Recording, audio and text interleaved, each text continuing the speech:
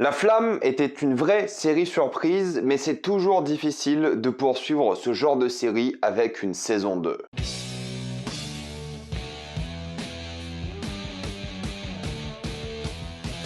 Le flambeau. Comme d'habitude, jusqu'à la minute indiquée dans le titre de la vidéo, il n'y aura pas de spoiler, jusqu'à vous êtes tranquille, après on va tout spoiler. Comme sa première saison, La Flamme, qui était une parodie de télé-réalité type Bachelor, Le Flambeau est une sorte de parodie de Koh-Lanta, où plusieurs personnages vont arriver sur une île et vont se faire éliminer l'un après l'autre, jusqu'à en rester que deux qui s'affrontent en finale pour gagner un prix. La Flamme, moi j'avais bien aimé, pour le coup, je trouvais ça vraiment sympa, mais ça m'a vite tapé sur le système, je trouve qu'à un moment il y avait plus grand chose à raconter. J'avais bien aimé la première moitié, puis après je m'ennuyais pas mal et je trouvais ça assez répétitif parce que le concept un peu de Bachelor est pas très intéressant, je trouve. Il n'y a pas vraiment beaucoup d'essor dramatique. Mais là, t'as un truc quand même, t'as Koh-Lanta qui est par définition la télé-réalité d'aventure, vraiment quelque chose où tu peux créer du vrai drame. Mais j'avais pas vraiment hâte de voir la série, j'avais pas un engouement particulier par rapport à ça et j'ai l'impression que les gens sur les réseaux n'ont pas non plus le même engouement. Ok, quand ça a commencé peut-être pour les premiers épisodes, ça parlait un peu sur ça sur les réseaux, mais j'ai l'impression qu'après beaucoup moins. Il n'y a pas en tout cas l'engouement surprise de La Flamme. C'est toujours pareil de toute façon, hein. Les séries cartonnent début parce que c'est une surprise, tout le monde en parle et ça met en avant les acteurs et tout et la série. Mais là pour le flambeau, j'ai l'impression qu'il n'y a pas du tout cet engouement là et ce qui est bien dommage parce que comme vous l'avez vu dans la miniature, c'est vachement mieux que La Flamme. Déjà c'est une super bonne idée de se concentrer sur une autre télé-réalité. S'ils avaient fait une saison 2 type La Flamme, j'aurais trouvé ça vraiment décevant et pas intéressant et pour moi c'est deux séries complètement différentes. Alors faut quand même voir La Flamme pour apprécier, on va dire, cette parodie de Koh-Lanta, mais vous pouvez quand même regarder la saison 2 directement, mais c'est juste que vous allez rater quelques références. Mais il y a tellement de flashbacks, quelque chose comme ça que vous allez pas forcément être perdu. Mais La Flamme aussi c'est sympathique, c'est genre c'est ok. Mais là le flambeau c'est un niveau assez au-dessus je trouve. C'est sorti sur 3 semaines, ils ont diffusé donc Canal+, c'est eux qui produisent la série, c'est une création originale, 3 épisodes par semaine, des épisodes d'environ 30 minutes, un peu plus des fois 35 et même 40 à certains moments, qui est d'après moi peut-être un petit problème parce que vers la fin les épisodes un peu plus longs, tu vois qu'il y a du remplissage, ils auraient peut-être dû être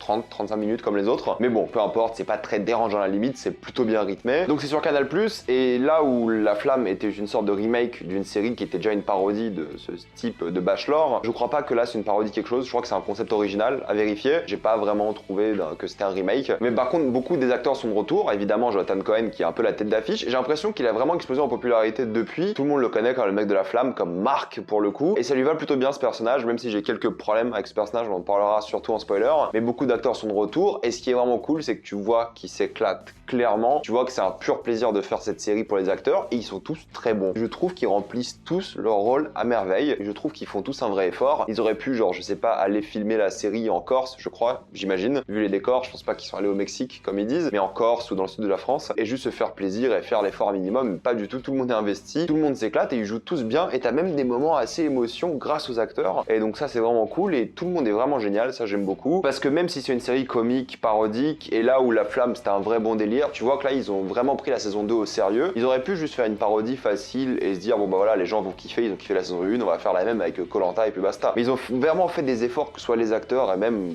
la chaîne de manière générale, Canal+, ils ont fait un vrai effort et tu vois qu'ils ont essayé d'aller plus loin. Ils se sont dit ok, faut qu'on step up un peu, faut qu'on aille faire les choses de manière plus qualitative et c'est pour moi ce qu'ils ont fait. Ils se sont pas contentés de faire une parodie fainéante, ils sont allés chercher des idées, ils sont allés chercher des concepts, ils ont essayé d'adapter ça et en même temps ils ont essayé de se faire plaisir. Ils sont vraiment allés au bout de certaines idées qui m'ont vraiment plu parce qu'ils ont assumé leur délire quoi. Ils sont pas tombés dans le piège d'être complètement répétitifs qui était le problème de la première saison. En même temps le concept de la saison 1 n'aidait pas beaucoup alors que maintenant t'as des personnages sur une île au Mexique, tu peux vraiment te faire plaisir avec plein d'idées différentes et c'est ce qu'ils ont fait. Et je trouve que les nouveaux personnages, les nouveaux arrivants sont plutôt bien trouvés. À chaque fois c'est un cliché, il y a un mec qui vient d'une secte, des personnages qui reviennent que vous connaissez mais il y a des personnages qui sont complètement timbrés aussi. Il y a un mec conspirationniste, il y a plein de personnages différents, d'archétypes différents. Au début je me suis dit bon ça va être un peu chiant, répétitif. En fait ils arrivent à développer tous les personnages, ils leur donnent à tous un petit twist et ce qui est cool c'est que là où La Flamme pour moi ils avançaient pas vraiment les personnages, là pour le coup tous les personnages ne sont pas les mêmes au début à la fin, ou quasiment tous. Et je trouve qu'il y a une vraie évolution et tu regardes ça plus comme une série qu'une parodie au final parce que le concept de Koh-Lanta, vu que c'est une télé-réalité d'aventure, ça permet de créer des vrais drames, des vraies évolutions de personnages parce que là il y a vraiment plus de drame pour le coup que juste quelqu'un qui va gagner le cœur de quelqu'un d'autre. Les histoires d'amour au final c'était pas aussi intéressant que ce qui se passe dans cette série. série, et ça c'est cool. Il y a des enjeux, il y a des conflits, il y a des moments émotions, il y a de l'action, il y a vraiment plein de concepts différents, et je trouve que ce sont vraiment bien mélangés, et ils ont fait pour moi tout simplement une meilleure saison que la saison 1. Ils l'ont fait du coup, ils ont profité de ce concept pour élever la série, et ça c'est vachement bien. Et je dis ça en tant que quelqu'un qui connaît Koh-Lanta, mais je regarde pas Koh-Lanta, je suis pas là à regarder la télé de manière religieuse, et Koh-Lanta encore moins. C'est pour ça que j'attendais pas vraiment la série, je me suis dit, bon, je m'en fiche de Koh-Lanta, je m'en fiche de la parodie de Koh-Lanta. Mais en fait, en regardant la série, j'aurais dû me rendre compte que c'était juste un concept de dingue pour raconter une histoire différente. Et pour parodier les choses, et peut-être les gens qui adorent Koh-Lanta vont voir plein de petites références, mais vous n'avez pas besoin de regarder Koh-Lanta pour apprécier la série. La série s'explique toute seule et ça marche très bien. Et les dialogues sont plutôt drôles, donc il y a des vraies relations de personnages, des vraies évolutions, il y a des trahisons, des conflits, des romances, il y a vraiment plein de personnages, une sorte d'écosystème qui se crée assez rapidement. Et ce qui est cool, c'est qu'à chaque fin d'épisode, comme pour la première saison, un personnage s'en va. Et du coup, à chaque fois, tu te demandes comment va être la dynamique entre le groupe de personnages, vu qu'il y en a qui vont s'en aller, et forcément, tu as un vrai impact des actions, parce qu'un personnage peut se faire virer de l'aventure en fonction de ce qu'il a fait dans cet épisode. Donc il y a un vrai impact et il y a des vrais enjeux, et ça, c'est vraiment bien foutu. Et c'est drôle, majoritairement. Alors oui, je sais que l'humour, c'est très subjectif. Moi, c'est surtout Marc, Alexandra que j'ai trouvé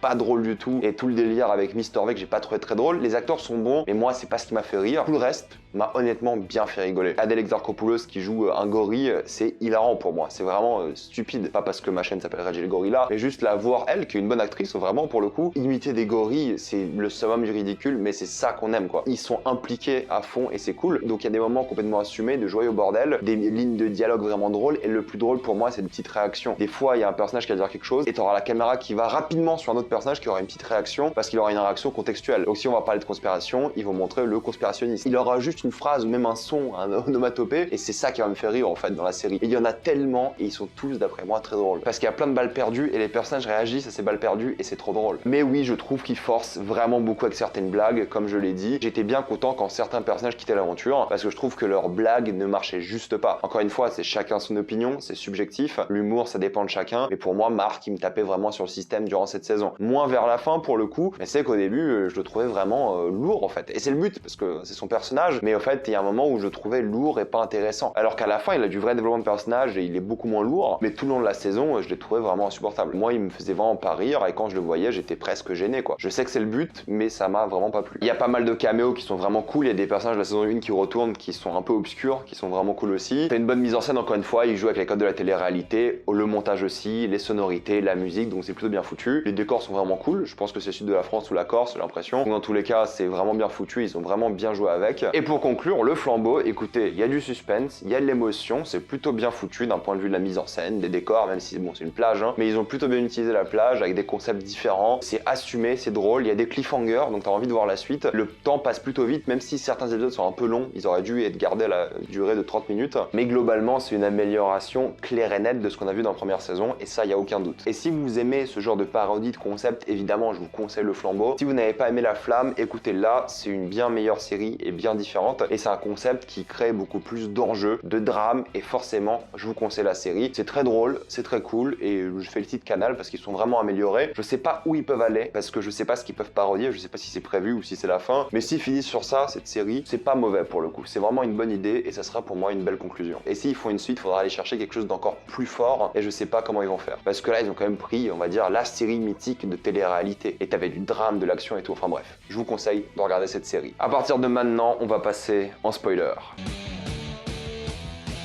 Je vous ai dit qu'Adèle Exarchopoulos, j'adorais son délire de singe. J'aime beaucoup la romance qu'elle a avec Marina et les blagues qu'elle avait sur la police, la violence policière de manière générale, les bavures et tout. Je trouve que ça marchait bien pour le coup. Ils ont essayé de créer un conflit amoureux et tout à chaque fois. Ils font tous des blagues sur leur personnalité. Donc dès qu'il y aura une réaction par rapport à la police, elle va jouer son rôle de flic. Dès qu'il y aura un truc un peu naturel, elle va jouer le gorille. Et donc c'est ça qu'ils font avec tous les personnages. Moi, Yvan qui découvre la salle des complots était hilarant. Je ne m'attendais pas du tout à ça, j'étais mort de rire. Et quand il est remplacé à la fin, c'était incroyable, j'ai trouvé ça génial. Et tout le monde le remarque, mais tout le monde s'en fout. Et tu vois qu'en fait, Canal, c'est une grosse conspiration et il joue vraiment sur ça, avec les reptiliens et tout. C'était pour moi vraiment drôle. Mais même lui, il a une évolution. On raconte l'histoire avec sa famille. À la fin, il n'est plus conspirationniste et c'est là qu'il voit justement le complot. Donc il joue vraiment sur ça et ça marche du tonnerre. Pareil pour Annick, qui était grosso modo une gitane qui devient une capitaliste à la fin. Elle a clairement une évolution, certes brusque, mais c'est ça qui rend la série appréciable et les personnages attachants. Et puis moi, Hervé, il m'a fait mourir de rire, quoi. Le délire secte, déjà l'acteur est génial. Mais le délire secte, Xavier Dupont de Ligonnès, je mets pas de photo parce que j'ai envie d'être monétisé, c'est typiquement ce que j'ai trouvé super drôle, et il connaissait tout sur les sectes, et dès qu'on parlait de secte, tu voyais qu'il était complètement maltraité par sa secte, comme toutes les sectes, et c'était juste super drôle à suivre, et j'ai bien aimé le fait qu'il aille assez loin dans l'aventure, presque jusqu'à la fin. Historville est là pour jouer un peu l'influenceur et tout, c'est pas les moments les plus mémorables, il m'a jamais réellement fait sourire plus que ça, je le trouve bien plus drôle tout seul, mais il fait un rôle sympathique, il est bon je trouve dedans, mais c'est l'un des personnages pour moi qui a pas trop marché, que j'ai pas trouvé vraiment drôle ou divertissant à suivre. Mais pour moi, Jérôme Commandeur était vraiment hilarant, il a vraiment quelque chose d'assez unique dans cette série, et le dernier épisode, c'est son choix à lui. L'épisode est réservé pour lui, et il se fait super plaisir, il parle mal à tout le monde, c'était beaucoup trop drôle, et j'ai adoré la manière dont lui aussi devient de plus en plus cash le long des épisodes. Il commence en tant que quelqu'un de très sympa, et à la fin, il lâche des bombes à droite à gauche, des balles perdues, c'est hilarant. Ramsey, j'ai trouvé un peu sous-exploité pour le coup, pas trop d'enjeux, et j'étais assez content quand il est parti de l'émission, parce que je trouve qu'il apportait pas grand-chose, et tout ce qu'il parlait sur l'information était pas forcément très drôle, mais là où il y a un vrai coup de cœur, c'est évidemment avec Patoche et Philippe. La relation était géniale, ils commencent en tant que bromance, et comme ils disent, finissent en romance, mais leur relation, leur joie de vivre et tout était superbe, et c'était juste hilarant à suivre ça aussi. Pour le coup, j'étais vraiment mort de rire. Patoche, je pense qu'il a volé le cœur de tous les spectateurs, et c'était juste super drôle, et il s'énervait, il rigolait, quand il craignent l'alcool et tout, c'était vraiment trop bien. C'est une vraie thématique, ils évoluent, ils avouent leur amour homosexuel, donc ça sort pas de nulle part, c'était vraiment légitime. Docteur Juif est de retour, encore une fois, avec quelques scènes assez drôles, même si là il est devenu encore plus fou, il y a ce côté aussi harceleur sexuel qui est assez intéressant. Carole qui joue l'antagoniste, ça marche vraiment bien pour le coup. Moi c'est Marc et Alexandra qui m'ont pas trop fait rigoler, sauf à la fin où Marc réalise qu'il est beaucoup moins lourd. En fait, quand Alexandra s'en va de l'émission, le personnage de Marc est beaucoup plus appréciable je trouve, mais les deux ensemble, moi ils me tapaient vraiment sur le système, et j'ai l'impression qu'ils ont ramené Alexandra juste pour qu'elle gueule Marc tout le temps, parce que c'était l'un des succès de la saison 1, et je trouve qu'elle n'apporte pas grand chose à la saison, et lorsqu'elle est partie avec Marco, je trouve ça vraiment bien, et d'ailleurs l'épisode avec Marco était trop cool, ils se sont vraiment fait plaisir avec ça, et il y avait pas mal de caméos, c'était vraiment trop bien. C'est le genre de délire que j'aimais bien dans la série, et ils ont pu le faire vu le concept de cette saison. Il y avait des moments super cool, mémorables, le 1, 2, 3 Soleil était super marrant, les caméos de Squeezie et Frédéric Lopez étaient vraiment bien intégrés aussi, l'histoire avec Soissons est ridicule, mais ça m'a vraiment fait rire. C'est juste l'épisode final qui est un peu plus léger pour le coup, parce qu'il y a beaucoup de flashbacks, et au fait il dure 35 minutes, mais vu les flashbacks et ce genre de choses, alors oui je sais que c'est Koh-Lanta d'accord, mais c'était un peu plus léger, un peu plus, on va dire, décevant pour un finale de série. Ils auraient pu faire ça un peu différemment je trouve, aller un peu plus loin, mais pour moi c'est Jean-Guy, ce truc là était trop drôle, d'où ils sortent un personnage, parce qu'ils l'introduisent comme s'il était là depuis le début, et en fait on est un peu comme Marc, on se dit non mais attends, il est pas là depuis le début, et ils ont tourné plein de scènes avec lui, et c'était beaucoup trop drôle. L'histoire de Jean-Guy, vraiment, je trouvais que c'était une excellente idée. Bref, je vais m'arrêter là, mettez-moi dans les commentaires ce que vous pensez du Flambeau, avez-vous adoré ou détesté, tout ça dans les commentaires. Pensez à vous abonner à la chaîne pour plus de vidéos, mettez un j'aime, ça aide beaucoup la chaîne, suivez-moi sur tous mes réseaux, et moi je vous dis à la prochaine fois.